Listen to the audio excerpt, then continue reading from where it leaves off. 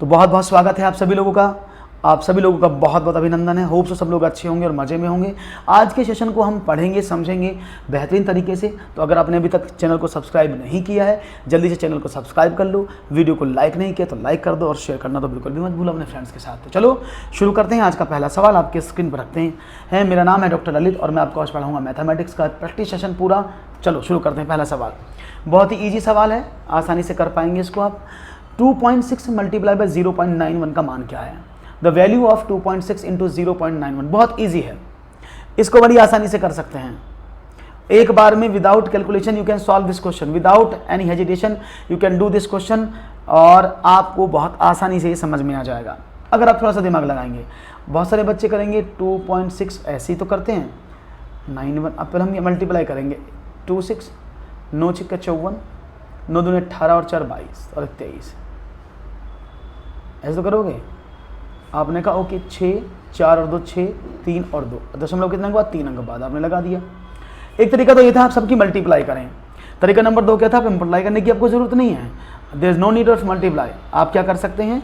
आप आसानी से छोटा सा काम कर सकते हैं। वो क्या है कि आप देखो, जब आप मल्टीप्लाई करोगे 2 और 1 3 अंकों के बाद दशमलव होना चाहिए। सिर्फ इस वाले ही क्वेश्चन में, इस वाले ही ऑप्शन में आपको 2 अंक बाद दशमलव दिया गया है ना बेहतरीन मौका। तो आसानी से आपने इसको कैच किया और आसानी से आपने इसको समझा। तो दैट्स ग्रेट एंड नाइस। ठीक है, बात समझ में आ गई? Very good. तो आगे बढ़ते हैं और बात करते हैं एक और। गुड आफ्टरनून रामवीर जी, कैसे हैं आप? स्वागत है रामवीर आपका, बहुत बहुत अभिनंदन है। होप से सब लोग अच्छे होंगे। तो चलो एक और सवाल की बात करते हैं और देखते हैं एक और सवाल में किस तरह के सवाल आप मुझे बताते हैं। बड़ा सिंपल सवाल है, आप इसको समझेंगे तो you will get answer easily and you will get it very fastly and smoothly. तो चलो शुरू करते हैं और देखते हैं आज का सवाल क्या कहता है आपसे, क्या आपके जवाब मुझे मिलते हैं इस प्रश्न के लिए। Okay let's start. तो यहाँ पर आपको बता दूं 256 की पावर 0.16 गुणा 16 की पावर 0.18 आपके सामने दिया हुआ है। तो अब इस सवाल का उत्तर क्या होगा वो मैं आपको समझाता हूँ, ध्यान से समझिएगा। देखिए 256 की पावर 0.16 है। तो हम क्या करेंगे, सबसे पहले हमने बहुत पहले सीखा हुआ है कि भाई अगर हमारे क्वेश्चन को आप सॉल्व करते हैं तो बेस अगर एक जैसे होते हैं तो पावर अपने आप जुड़ जाती हैं। तो बेस का एक जैसा होना बहुत ज़रूरी है। अब यहाँ बेस क्या है? अब देखो अगर मैं इसको करूँ 16 का स्क्वायर की पावर 0.16 मल्टीप्लाई बाय 16 का स्क्वायर की पावर 0.18, ऐसे कर सकते हैं ना।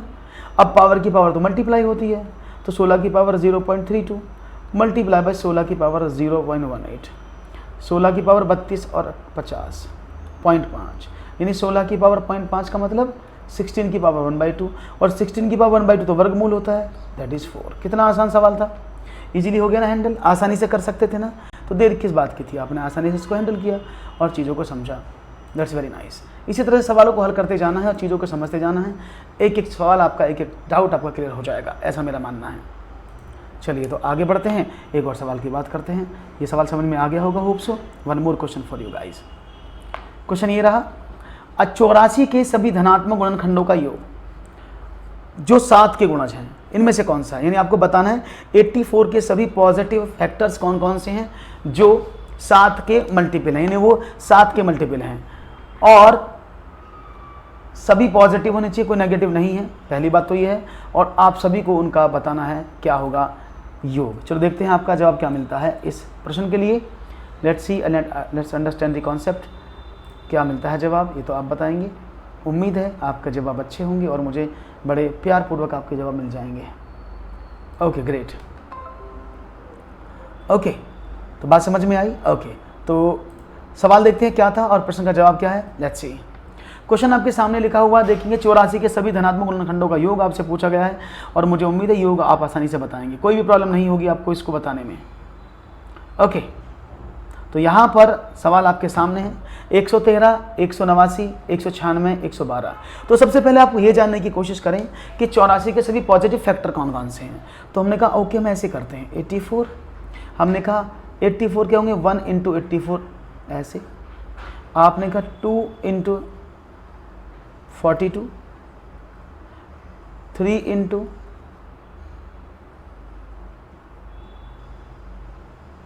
28, 4 इंटू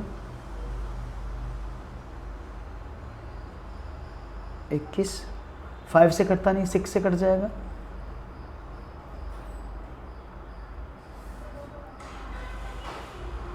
14 छंग 84, उसके बाद 8 से नहीं कटेगा, 7 से कटेगा, 12 सत्ते 84, उसके बाद 8 से नहीं कटेगा, 9 से नहीं कटेगा, 10 से नहीं कटेगा और 11 से भी नहीं कटेगा और 12 से वो कट चुका है। तो टोटल नंबर ऑफ फैक्टर कितने हुए? 84, 2, 4, 6, 8, 10, 12।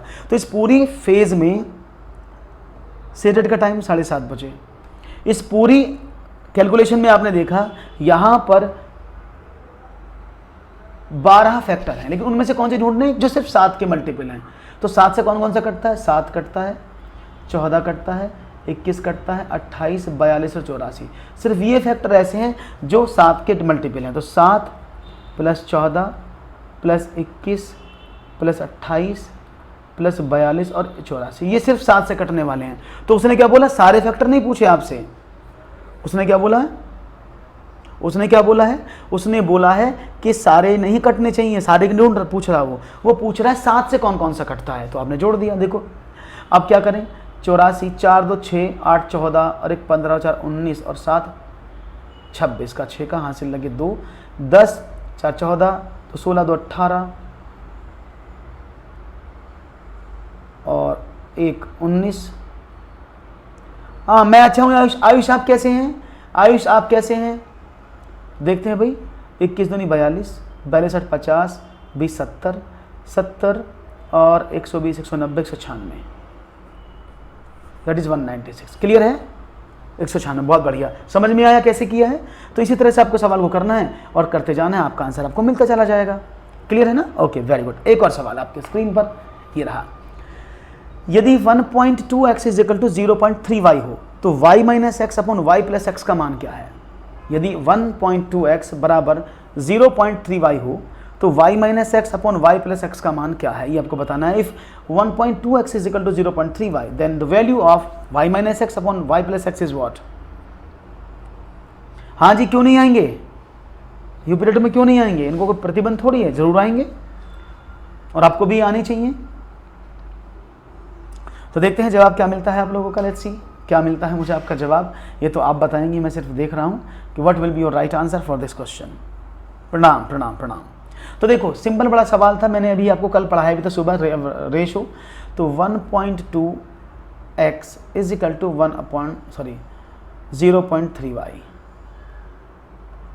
तो आपने y को इधर ले आए, x अपॉन वाई क्या हो गया 0.3 और 12 को 1.2 को उधर भेज दिया, तो क्या बना 3/12 यानी 1/4, यानी x रेशो y क्या है 1:4 है, यानी x का वैल्यू 1 और y का वैल्यू 4 है। पुट कर दो इसमें, तो 4 माइनस का 1 अपॉन 4 प्लस का 1 that is 3/5, 5 छंग 30, 0.6।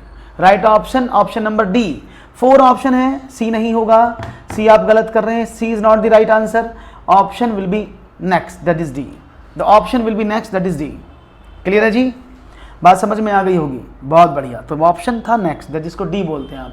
Very nice and अच्छे से आपने किया है और यहाँ पर आपकी उम्मीद जताई जा रही है कि आपके सवाल अच्छे होंगे और मुझे भी उम्मीद है कि सवाल काफ़ी अच्छे आपके चल रहे हैं। तो राइट ऑप्शन था ऑप्शन नंबर 4 दैट इज 0.6। समझ में आ गया होगा? नो नहीं होगा, नो कैसे आ जाएगा? जब आप भाग करोगे 5 में तो 5 अंक 30 तो होते हैं। ठीक है, एक और। किसी विद्यालय में प्रति कक्षा में विद्यार्थियों की संख्या इस प्रकार है। कक्षा 2 में इस तरह से, कक्षा 3 में ये, कक्षा 4 में ये, कक्षा 5 में, कक्षा 6 में इस तरह से। तो यदि एक क्रॉस, ये जो ब्रैकेट है ये वाला जो है, ये 5 लड़कों तथा ये वाला सिंबल जो है एक्सॉर का, ये 2 लड़कियों को बताता है, तो उपरोक्त के आधार में कक्षा 3 में विद्यार्थियों की कुल संख्या क्या है ये आपको बताना है। इनमें से कक्षा 3 के बालकों में कौन सी संख्या ये आपको बताना है। तो देखते हैं आपका जवाब मुझे क्या मिलता है। Let's see what will be your right answer for this question. हाँ ही ना, बहुत हैं, बहुत हैं। अगर आप सारी क्लास के क्वेश्चन कर लेंगे यू विल गेट, हाँ you will get all things here. तो देखते हैं जवाब क्या मिलता है आपका। तो एक कक्षा में एक जो ये सिंबल है ये 5 लड़कों को दिखाता है और ये वाला सिंबल 2 लड़कियों को दिखाता है। तो उपरोक्त के आधार में कक्षा 3 में विद्यार्थियों की कुल संख्या क्या होगी आपको बताना है। तो देखते हैं आपका जवाब मुझे क्या मिलता है। नहीं, मॉर्निंग में स्पेशल क्लास होता है। तो देखो सिंपल, कक्षा 3 ये रही आपके सामने, चूज कर लेते हैं। कितने सिंबल है? 1 2 3 4 5। तो 5 सिंबल है और एक सिंबल 5 को डिनोट करता है। 25 तो ये हो गया। उसके बाद 2 सिंबल ये थे, एक सिंबल जो था वो 2 को डिनोट करता था, 4 ये हो गए। तो कितने बच्चे हुए? 29। तो राइट ऑप्शन क्या है? Option number 3। आसान था, कोई मुश्किल थोड़ी था, आसानी से आपने पकड़ लिया इस क्वेश्चन को। You can easily handle this question. हाँ, वेरी गुड। आगे बढ़ते हैं और बात करते हैं आगे अगले प्रश्न की। अच्छा सवाल था, आपने अच्छी तरह से इसको जवाब देने की कोशिश की है। That's very nice. और उम्मीद है कि आपके सवाल अच्छे से चलेंगे। एक और सवाल, भिन्नों को आरोही क्रम में सजाने का विन्यास क्या है, ये आपको बताना है। इन भिन्नों को अगर मैं आरोही क्रम में लगाऊं तो कैसे लगा सकता हूं? आरोही क्रम में लगाने का विन्यास क्या है, यानी विन्यास मीन्स क्या है, ऑर्डर क्या है। तो the configuration of the decorating fraction in ascending order, decorating the fraction in the ascending order is what. तो असेंडिंग ऑर्डर में इनमें कौन सा सही लगा है, और ये मैंने आपको बताया असेंडिंग ऑर्डर कैसे निकालते हैं। 3/8,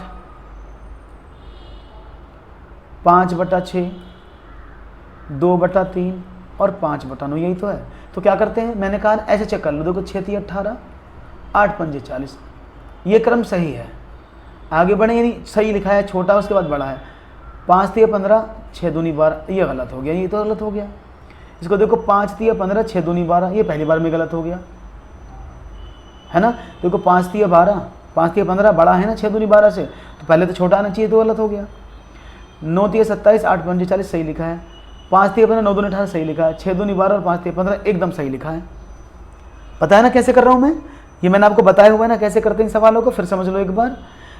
3/8, 5/9, 2/3 और 5/6। हम कैसे करते हैं, ऐसे करते हैं। 9 दूनी 18 और 8 5 40। तो 18 40 में कौन सा बड़ा? 40 ना, यानी सही क्रम है, पहले छोटा फिर बड़ा है। अब ये 40 इससे बड़ा, तो आगे वाला इससे बड़ा होना चाहिए। देखो 5 3 15, 9 दूनी 18 बड़ा है, ये भी। इससे आगे से कंपेयर करें, 6 दूनी 12 और 5 3 15, ये भी बड़ा है। यानी यहाँ पर 2 भिन्नों को कंपेयर किया तो ये बड़ा मिल गया आपको। Right option C. क्लियर है? बहुत बढ़िया जीत जी, वेरी नाइस, बहुत अच्छे से उत्तर दिया आपने, सही जवाब दिया है आपने, सी एकदम एक्यूरेट जवाब है। आगे बढ़ते हैं एक और सवाल की तरफ और देखते हैं एक और नया सवाल। ये रहा, एक मानचित्र पर आधा सेंटीमीटर भूमि पर 125 किलोमीटर को दर्शाता है। यदि 2 नगरों के बीच की दूरी भूमि पर 2000 किलोमीटर है तो मानचित्र पर उनके बीच की दूरी क्या है?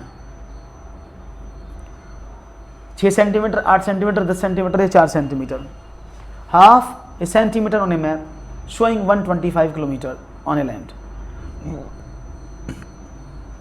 If the distance between 2 cities is 2000 kilometer on land, then the distance between them on the map will be what? Let's see, what will your answer? 6 centimetre, 8 centimetre, 10 centimetre या 4 सेंटीमीटर। समझिएगा सवाल कैसा था, यानी उसने कहा 1/2 सेंटीमीटर 125 किलोमीटर को दर्शाता है। तो 1 सेंटीमीटर कितने को दर्शाएगा? आपने कहा 125 गुणा 2, 250 किलोमीटर को दर्शाता है।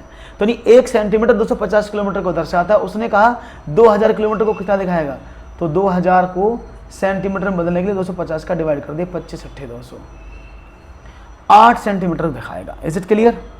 बात समझ में आ गई? कोई प्रॉब्लम तो नहीं भी किसी को? 8 सेंटीमीटर मैंने यहाँ लिख दिया है, एनी इशू? वेरी गुड, आसान था, इजीली मैनेज हो गया, आसानी से आपने कर भी लिया, मुझे बड़ा अच्छा लगा। ऐसे करते रहो और सवाल आपके सामने होते रहेंगे।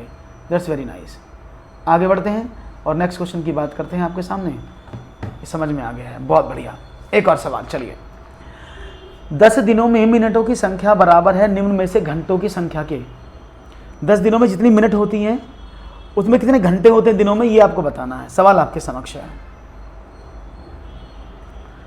10 दिनों में मिनटों की संख्या बराबर है निम्न में से घंटों की संख्या में सेकंडों की संख्या के। ओके, लेट्स सी। देखो 10 दिन में मिनट कैसे निकालोगे? आपने कहा 10 दिन, एक दिन में 24 घंटे और 24 घंटे में 1 घंटे में 60 मिनट, ऐसे निकालोगे ना। तो इसकी मल्टीप्लाई नहीं करना है आपको, मल्टीप्लाई नहीं करना है, ठीक है ना। There is no need to multiply. 10 गुणा 24 गुणा 60, तो निम्न घंटों में सेकंडों की संख्या के बराबर है। 10 दिनों में मिनटों की संख्या बराबर है किसके? अब देखो मैंने मिनट निकाली, 10 गुणा 24 गुणा 60 तो मिनट आ गई। घंटों में सेकंडों की, तो 1 घंटे में होते हैं 60 मिनट और 1 मिनट में होते हैं 60 सेकंड। डिवाइड कर दो, 60 60 कट गया, 6 चौक 24, 4 घंटे के। That is the answer A, that is 4 hours. Clear है? सवाल को आप आसानी से कर सकते, कोई भी प्रॉब्लम दिक्कत नहीं होनी चाहिए सवाल को करने में, और मुझे उम्मीद है कि ये सवाल आपने बहुत अच्छे से किया होगा। कोई जल्दबाजी, कोई प्रॉब्लम, कोई समस्या आपको नहीं रही होगी, ऐसा मुझे लगता है। इजी हैंडल था, इजीली मैनेज हो गया, इजीली हैंडल हो गया, दैट्स वेरी नाइस। आगे बढ़ते हैं, एक और सवाल की बात करते हैं फिर आपसे।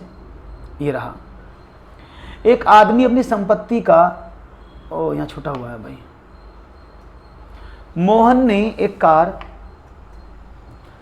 2.5 लाख रुपए में खरीदी और 3,48,000 में बेच दी। उसे कार पर कितने प्रतिशत लाभ हुआ? Mohan bought a car for rupees 2,50,000 and sold it for 3,48,000. What percentage of profit did he make on the car? Mohan bought a car for 2,50,000 and sold it for 3,48,000. What percentage of profit did he make on the car? 40%, 39.2%, 38.4%, 38%. Okay.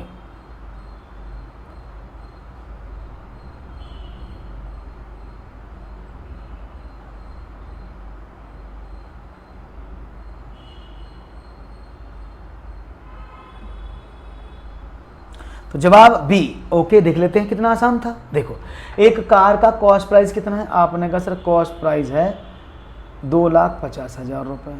Selling price कितना है? आपने कहा selling price sir वो है 3,48,000 रुपये। इसको घटा दें तो 98,000 रुपये क्या आया? प्रॉफिट आया, क्योंकि selling price minus cost price equal profit. अब उसे 98,000 रुपीज़ का प्रॉफिट हुआ, कितने पर? आपने कहा 2,50,000 पर। परसेंटेज में कैसे चलते? 100 की गुणा करते हैं ना। ओके, 2 जीरो से 2 जीरो कट गए, इन 2 से ये 2 कट गए, तो 980/25। तो 25 से 75 होते हैं ना। कितने बचे? 23। 25 निम्मा 225, 5 25 दूनी 50, 39.2। तो राइट ऑप्शन बी होना चाहिए था। आपने दूसरा ऑप्शन को चुनाव करने की कोशिश की, लेकिन राइट ऑप्शन इसका बी है। इस B is the right answer, correct. So finally very good, you got the answer, that's great. आखिरकार आपने सही उत्तर निकाला। आगे बढ़ते हैं, एक और सवाल की बात करते हैं फिर। That is the correct answer, 1 मोर। शुरू में तापमान 18 डिग्री सेंटीग्रेड बढ़ता है, फिर 23 डिग्री कम हो जाता है, यानी घट जाता है। यदि प्रारंभिक तापमान 27 डिग्री हो तो अंतिम तापमान क्या होगा?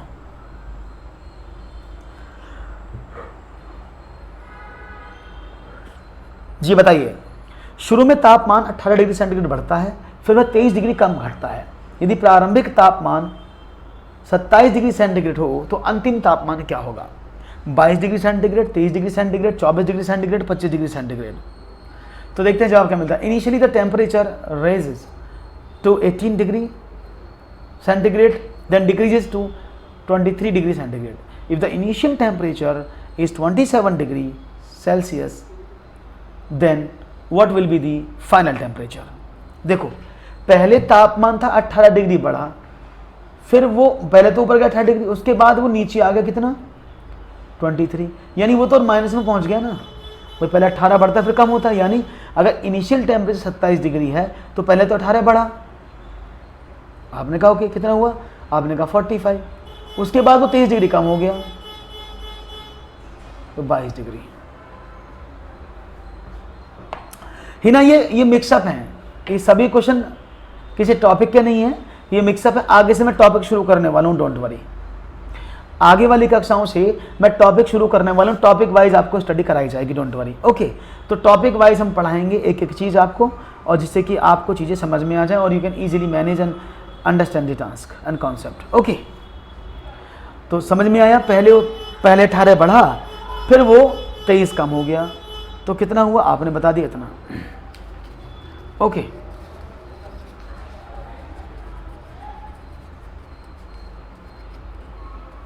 ओके,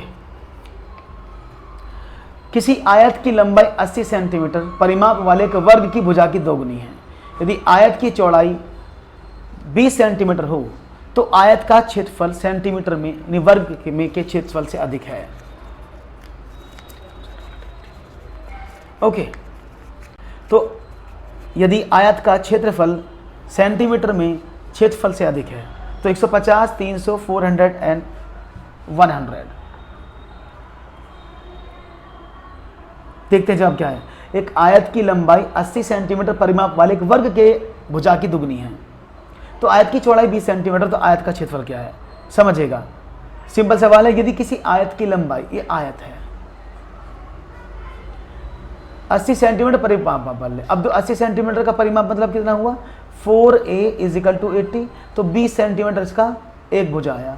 उसने बोला अगर उसकी आयत की लंबाई 80 सेंटीमीटर परिमाप वाला वर्ग है तो उसकी एक भुजा 20 की होगी, उसकी दुगनी है तो ये 40 हो गया ना। और आयत की चौड़ाई 20 सेंटीमीटर है। यदि आयत की लंबाई 80 सेंटीमीटर वाले वर्ग की हो जाएगी दुगनी है, सॉरी 80 था ना, ओके, तो दैट इज 4 is 40, 40 गुना 20, कुछ तो गड़बड़ है दया।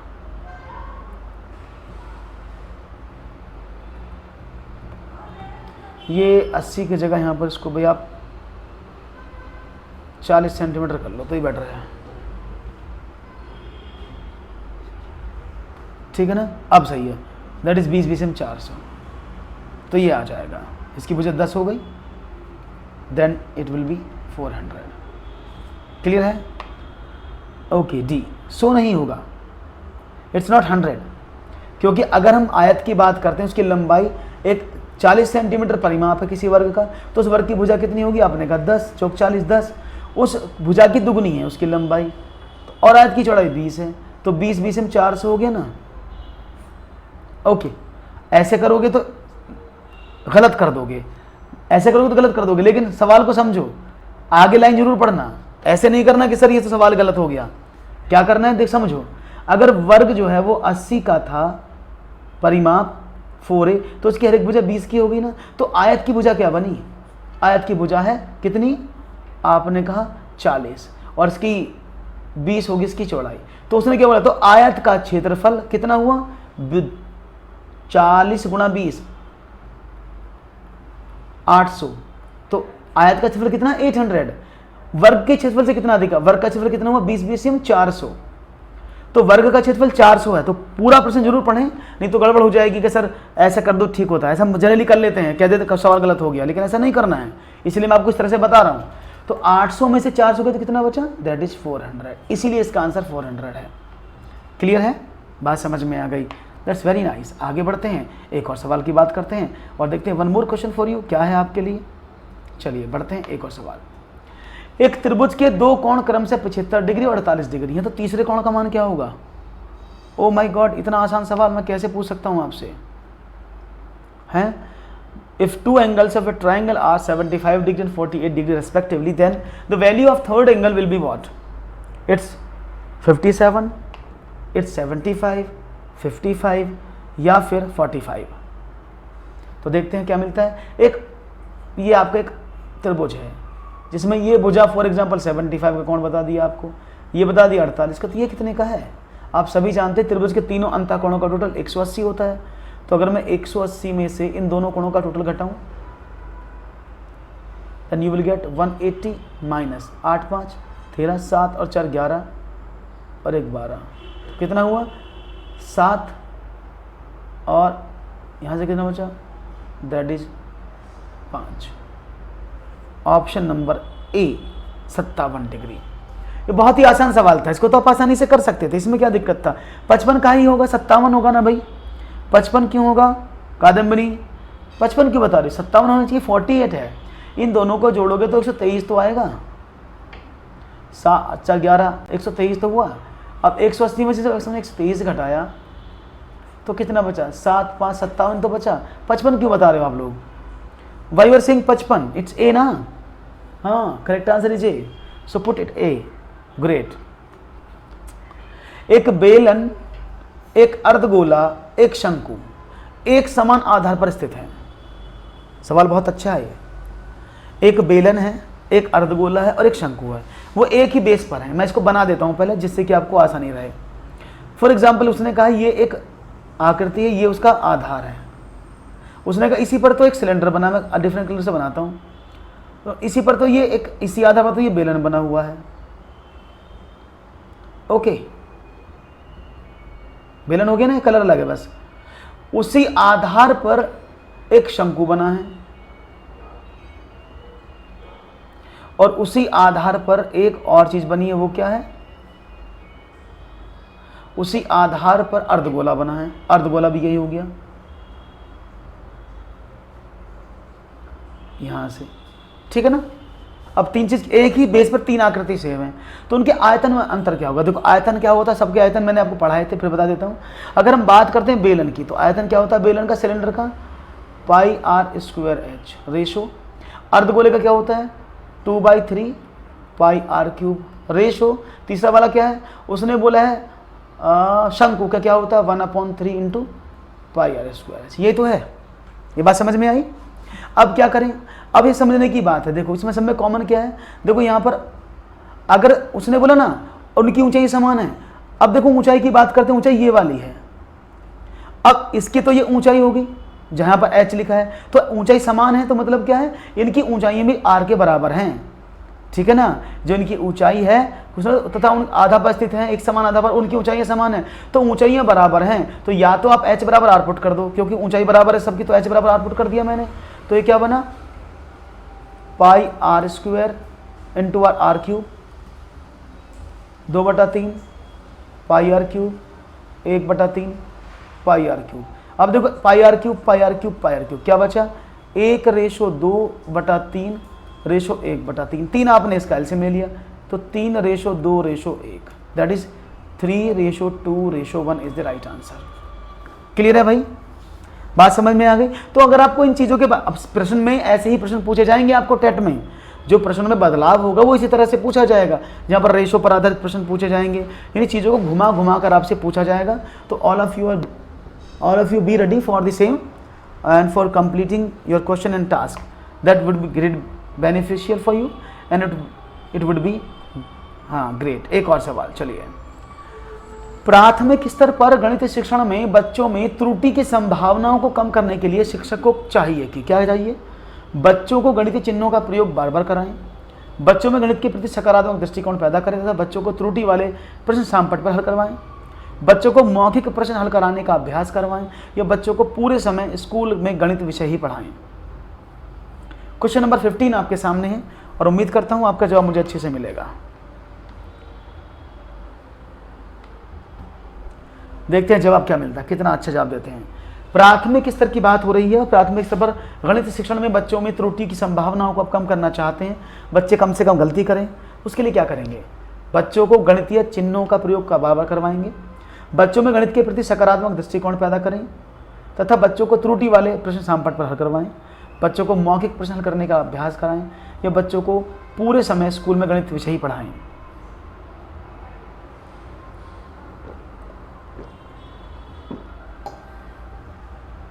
आपने कहा बी, पक्का बी कर दें?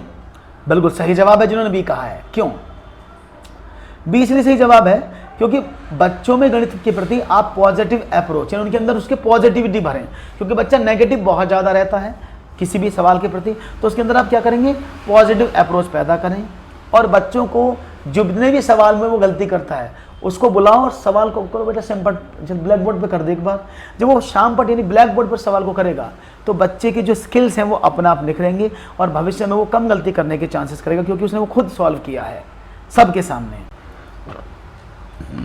एक और, गणितीय खेल और पहेलियां मदद करते हैं गणित के प्रति सकारात्मक अभिवृत्ति को विकसित करने में, गणित को और प्रतिदिन के विचारों के संबंध स्थापित करने में, गणित को आनंददायक बनाने में, या समस्या समाधान के कौशल को प्रोत्साहित करने में, या उपरोक्त में से सही विकल्प का चयन करना है, आप कौन सा है, first second third fourth, first and second और first and fourth.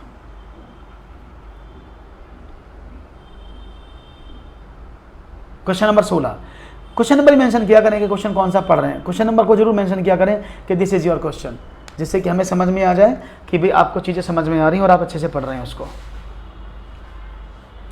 B option यहां पर देने की कोशिश जारी है। ओके, देखते हैं जवाब क्या है। So B will be your right answer. Okay, let's सी।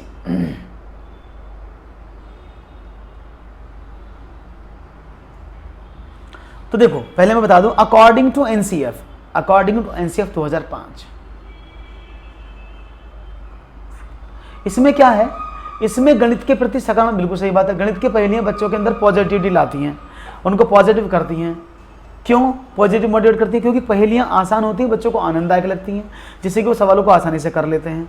दूसरा, गणित के प्रतिदिन, बिल्कुल सही बात है, गणित और प्रतिदिन के विचारों, बिल्कुल सही बात है। जो पहेलियां होती हैं जनरल रियल लाइफ पर ज़्यादा होती हैं। आपने देखा होगा पहेलियां हमेशा रियलिस्टिक अप्रोच पर पूछी जाती है, जो प्रतिदिन की समस्याओं से क्या होता है, मिली जुली होती हैं, है ना, ये भी सही है। और गणित की पहेलियों का मतलब ही होता है एनसीएफ के अकॉर्डिंग कि गणित को आनंददायक बनाने में इसका प्रयोग सबसे ज़्यादा यूज होता है, क्योंकि मैथमेटिक्स को इंटरेस्टिंग बनाना है इसलिए। और समस्या समाधान के कौशल को प्रोत्साहित करने में, बिल्कुल सही बात है, डन।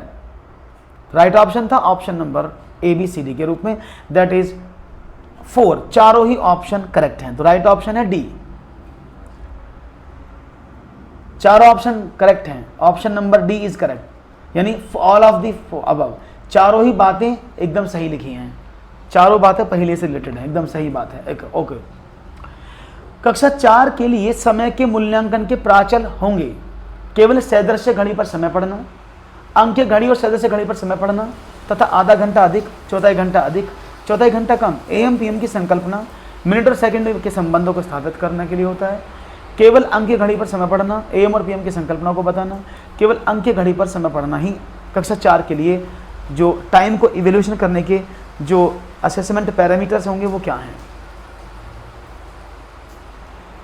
एक मिनट दोस्तों, यहाँ पानी आ रहा है अंदर, एक मिनट रुकना जरा, लैपटॉप खराब हो जाएगा सर मेरा,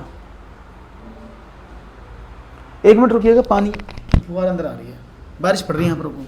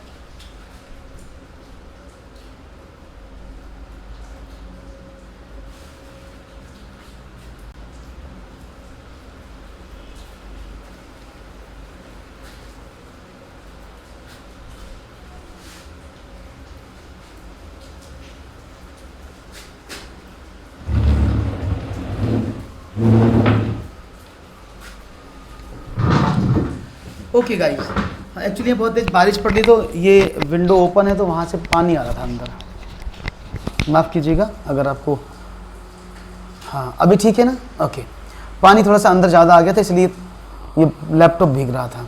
ओके, तो चलिए शुरू करते हैं, बात समझ में आ गई होगी आपको। प्रश्न का उत्तर क्या मिला है आपको, बी, 17 का बी ऑप्शन आपने यहाँ चूज़ किया है, और जो एकदम सही है, क्योंकि अंक घड़ी पर समय पढ़ना, सदृश्य घड़ी पर समय पढ़ना, आधा घंटा अधिक, आधा घंटा चौथाई कम, ये सब जानना इसी संकल्पना पर आधारित होता है। एकदम सही आपने जवाब दिया है, कोई भी प्रॉब्लम नहीं है सवाल को करने में, समझने में। आगे बढ़ते हैं एक और सवाल। एक अध्यापक द्वारा निम्न प्रश्न शामपट पर लिखा गया है जैसे कि आकृतियों में दिखाया गया है। एक अध्यापक ने एक छात्र रिंकू से पूछा, इस आकृति का परिमाप कितना होगा। यदि रिंकू ने सही उत्तर दिया तो उनमें से कौन सा उत्तर रिंकू ने दिया? चारों भुजाओं का गुणनफल, चारों भुजाओं का योग, लंबाई तथा चौड़ाई का योग, लंबाई तथा चौड़ाई का गुणनफल। देखते हैं जवाब क्या मिलता है आप लोगों का। Let's see what will be your right answer.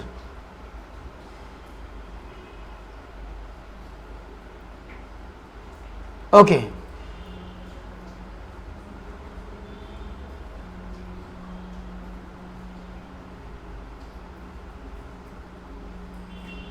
Okay,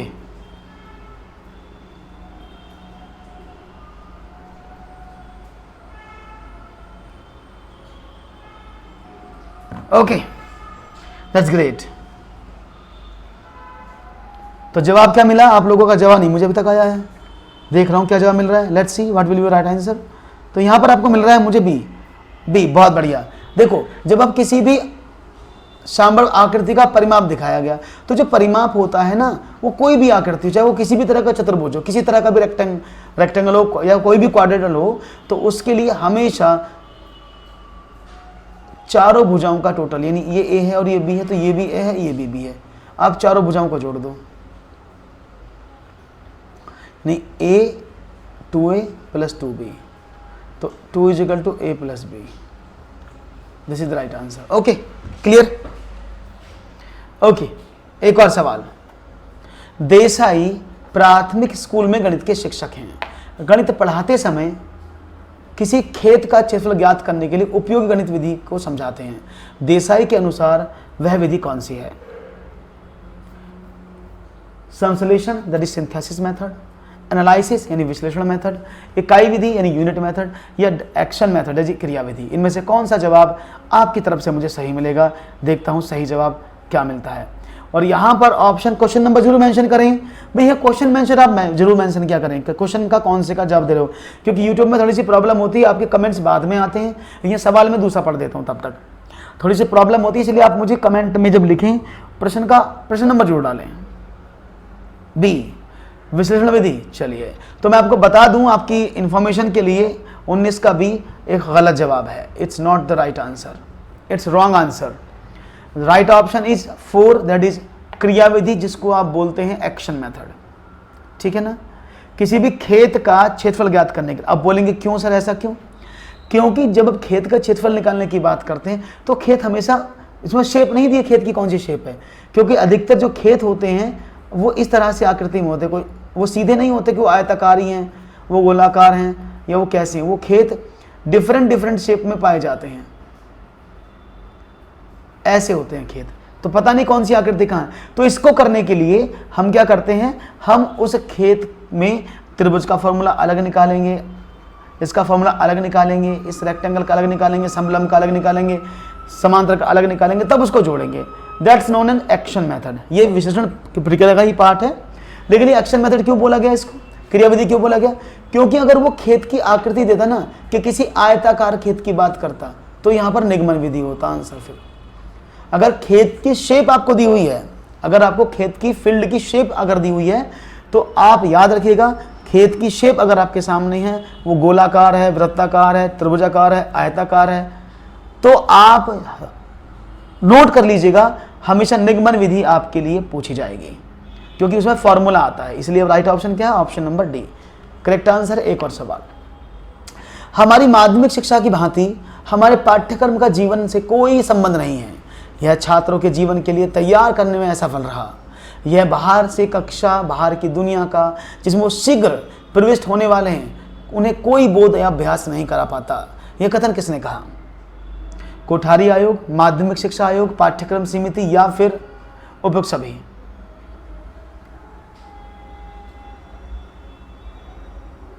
ये किसका स्टेटमेंट था कि जो हमारा पाठ्यक्रम बनाया गया है, जो हमारा करिकुलम है, वो जीवन से कोई संबंध नहीं रखता, क्योंकि छात्र को जीवन के लिए तैयार करने में यह असफल रहा।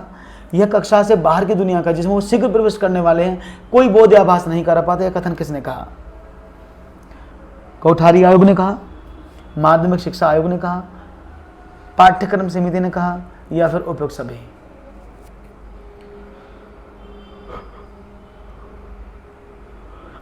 देखो, आप अंदाजे से लगाते हैं, आपने कहा पाठ्यक्रम समिति, और पाठ्यक्रम समिति, यहाँ पाठ्यक्रम लिखा इसलिए पाठ्यक्रम समिति, पाठ्यक्रम समिति का नाम है, हर किसी पाठ्यक्रम जो समिति बने उसका नाम है, वो नाम होना चाहिए था यहाँ पर, तो ये गलत है। ये स्टेटमेंट दिया था माध्यमिक शिक्षा आयोग ने, it's given by secondary educational commission, वहाँ से ये स्टेटमेंट निकला था, वहाँ से स्टेटमेंट बना था, तब इस स्टेटमेंट को सिखाया गया था। Is it clear now? बात समझ में आ गई? कोई दिक्कत तो नहीं? आसान था ना? Very good. तो एक और सवाल लेते हैं फिर। आकृतियों की इकाई से अध्यापक विद्यार्थियों से आकृतियों के उपयोग की सहायता से किसी भी चित्र की रचना करने के लिए कहता है। इस क्रियाकलाप से निम्नलिखित में से कौन सा उद्देश्य प्राप्त किया जा सकता है? अनुप्रयोग, ज्ञान, समझबोध, रचना या सृजनता। आकृतियों की इकाई से अध्यापक विद्यार्थियों से आकृतियों के उपयोग को की सहायता से किसी भी चित्र की रचना करने के लिए कहता है कि कोई भी चित्र बना दो इससे। इस क्रियाकलाप के से निम्नलिखित में से कौन सा उद्देश्य प्राप्त किया जा सकता है? अनुप्रयोग, ज्ञान, समझबोध या रचना।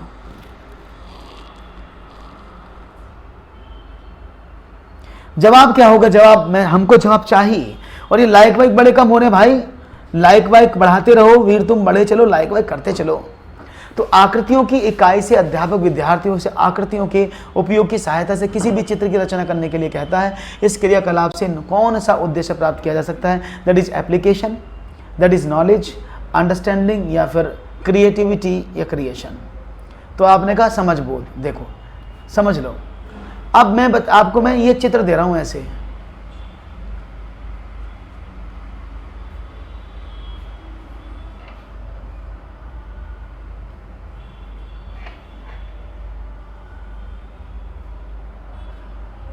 ऐसे। अब इन चित्र से कुछ बनाओ, इन चित्रों का प्रयोग करके कुछ बनाओ, तो क्या बना सकोगे? तो कोई चीज़ नई बनाने की प्रयास करते हो, नई चीज़ को मैंडेट करने की चीज़ करते हो, तो उसका मीनिंग क्या है? इसका मीनिंग क्या है? आप इस प्रश्न में अपनी क्रियात्मकता दिखाओगे। रचनात्मकता क्या है आपके अंदर? कौन सा आपके अंदर क्रिएटिविटी है ना? क्रिएटिविस्टिक अप्रोच कौन सी है आपकी? तो आपने कहा मैं बना देता हूँ इसका। सर एक पहला नंबर मैंने यहाँ लगाया, देखो, दूसरा नंबर मैंने ये लगाया ऐसे, ओके, तीसरा नंबर मैंने यहाँ से जोड़ा ऐसे, चौथा नंबर मैंने यहाँ लगाया ऐसे, पांचवा नंबर इसका आया, ये मैंने ऐसे लगा दिया, तो एक आकृति बन गई ना। तो क्या ये बच्चे की क्रियात्मकता है? ये बच्चे की क्रियात्मकता ही तो हुई कि उसने इस आकृति से कुछ बनाने की कोशिश की। एक आकृति और होती तो बच्चा ऐसे और बना देता। तो ये क्या हुआ? एक बच्चा क्रियात्मक शैली में है, इसको बोलते क्रिएटिविटी। याद रहेगा? तो भाई बच्चा ऐसे काम करता है, that is he is a creativistic approach. ठीक है ना? समझ में आया? हाँ, डी तो बता रहा हूं मैं भी, ये समझ बहुत गलत है। मैं ये बोल रहा हूं, जिन्होंने ऑप्शन में किया था ना समझ बोध, मैं वो क्रिएटिविटी तो बता रहा हूँ बार बार कि क्रिएटिविटी इस तरह से होती है, तो बच्चे क्रिएटिविटी सीखता है। Right option. हाँ, क्रिएशन करना या क्रिएटिविटी करना एक ही बात है। एक और, जियो बोर्ड किसके शिक्षण का प्रभावी साधन होता है? आधारभूत ज्यामितीय अवधारणाओं जैसे किरण, रेखा और कोण, ज्यामितीय आकृतियों में उनकी विशेषता, द्विविमीय और त्रिविमीय आकृतियों में अंतर करना, सममिति की अवधारणा। इनमें से जियो बोर्ड किस तरह की शिक्षण के लिए प्रभावी है? जियो board whose teaching is an effective tool, the basic it is related with what? सवाल आपके समक्ष है। उम्मीद करता हूं कि आपका जवाब बहुत अच्छे से मुझे मिलेगा, और उम्मीद से दुनिया कायम है, हम भी आप पर कायम हैं, और देखेंगे आपका जवाब हमें क्या मिलता है। सब लोग तेजी से सवाल करने की कोशिश करोगे तो you will get the answer, otherwise you will not get the answer. इस बात को भी समझ लेना, अगर आप नहीं कर पाओगे तो you never get the answer. ठीक है? सब लोग अच्छे से करने की कोशिश करो, you will get the answer. बहुत ईजीली आप इसको पहचान लोगे। ये मैंने आपको शायद बताया हुआ भी है कई बार। से जियो बोर्ड तो मैंने आपको सिखाया भी है। जियो बोर्ड क्या होता है? Already I told you many time. फिर भी नहीं पता है तो जियो बोर्ड में आपको दिखा देता हूँ कैसा होता है। डोंट वरी, मैं आपको शो कर देता हूँ, जिससे कि आपके जो डाउट्स हैं, मन में प्रश्न संख्याएं हैं, वो ख़त्म हो जाएं। ओके, चलो खैर, जैसा आपको उचित लगे, हम तो नहीं कहेंगे, लेकिन आपसे हमारा अनुरोध तो यही है कि आप करें। तो सवाल का जवाब मिला है ए। चलो समझ, ये देखा, ये है जियो बोर्ड। देखिए जियो बोर्ड आपकी स्क्रीन पर दिख रहा है, दैट इज जियो बोर्ड। और ये जियो बोर्ड क्या होता है, ये एक लकड़ी का बोर्ड होता है। इस लकड़ी के बोर्ड में इक्वल डिस्टेंस पर पिन लगी होती हैं, जैसे कि आपके सामने दिख रही है पिन लगी हुई। और इन पिन के माध्यम से आप क्या करते हैं, इस पिन के माध्यम से ही आप बच्चों को इन पर, ये जो लग रहा है कलरफुल, यह रबड़ बैंड, तो रबड़ बैंड की सहायता से आकृति बनाना सिखाते हो।